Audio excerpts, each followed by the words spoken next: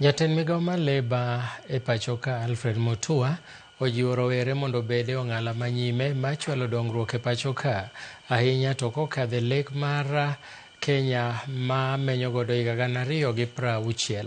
Mutua noloso e kinde nyasi mar 11 mar sidho ogudu jopuonjre ma kwan gi dikal 700 e kar tiegruok ma Nairobi Women's Hospital, kama omede tielo ni dongruok mar Kenya ok nyal ket mana e lwet ng'at achiel kendo nyaka nywak ne lwedo.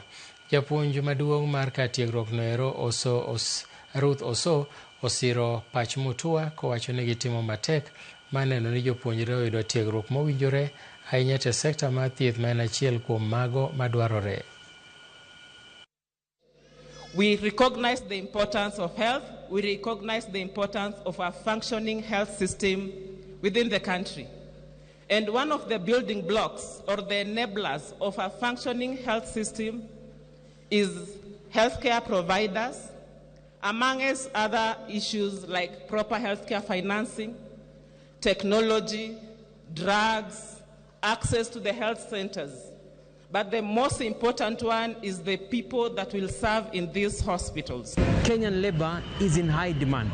It's in high demand. So as we move forward, I was there when we were putting together our Vision 2030, and we've been able to meet basically the main targets of Vision 2030. So by the time we get to Vision 2030, we'll know we'll have reached where we wanted to be.